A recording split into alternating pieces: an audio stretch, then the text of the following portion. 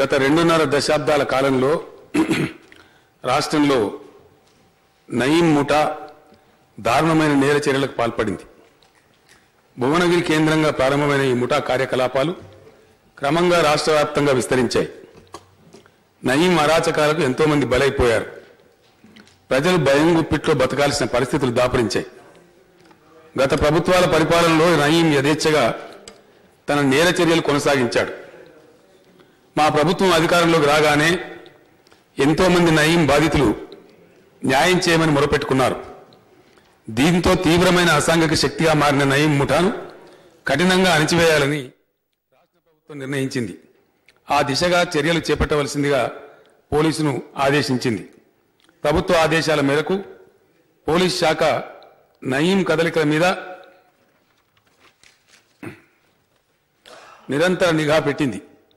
గత ఆగస్టు 8వ తేదీన నయీం ముఠా షాద్నగర్లోని మిలీనియం టౌన్షిప్ పరిసర ప్రాంతంలో మారణాయుధాలతో సంచరిస్తున్నట్టు సమాచారం అందుకున్న పోలీసులు అక్కడికి చేరుకుని అరెస్టు చేయడానికి ప్రయత్నించారు. ఆ సందర్భంగా జరిగిన ఎదురుకాల్పుల్లో నయీం హతమయ్యాడు. సంఘటనా స్థలంలో పోలీసులకు ఒక AK-47 రైఫిల్తో పాటు 9mm పిస్టల్, మందుగుండు సామాగ్రి లభించింది.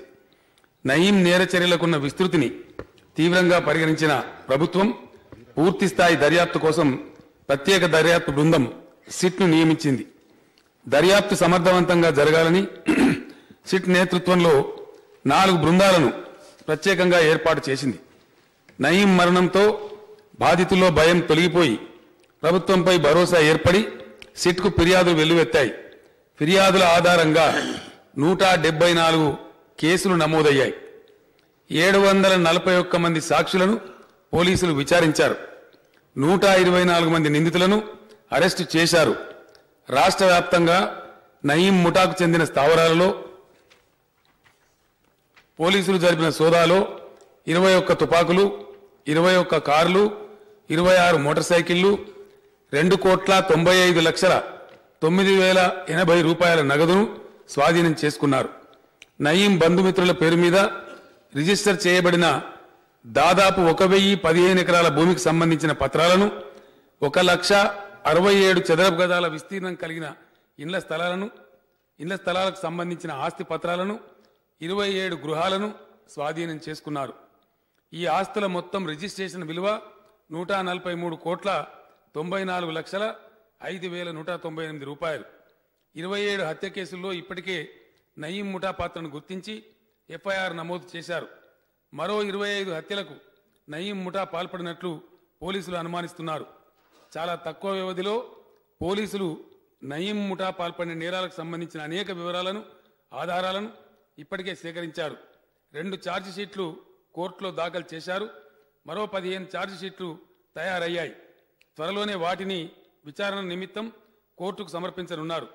అయితే నయీం ముఠా సాగించిన నేరాల విస్తృతి రీత్యా ఇంకా దర్యాప్తు కొనసాగుతున్నది. తన అకృత్యాలతో ప్రజల్ని వేధించిన నయీం ముఠా అంతమొందడంతో ప్రజలు ప్రశాంతంగా ఊపిరి పీల్చుకున్నారు. ప్రభుత్వం ఇటువంటి అరాచక శక్తులను అణచివేయడంలో ప్రదర్శిస్తున్న కఠిన వైఖరిని ప్రజలు అభినందిస్తున్నారు. నయీం విషయంలో పోలీసులు ప్రదర్శించిన సమర్థతను ప్రభుత్వం అభినందిస్తా ఉన్నది. और हुकूमत SC, ST, BC और माइनॉरिटीज के साथ जो नाइंसाफी कर रही है, उनके तालीम को खराब कर और आज इस ऐवान में एक मुकम्मल और मौसर जवाब देने में मिनिस्टर साहब की नाकामी पर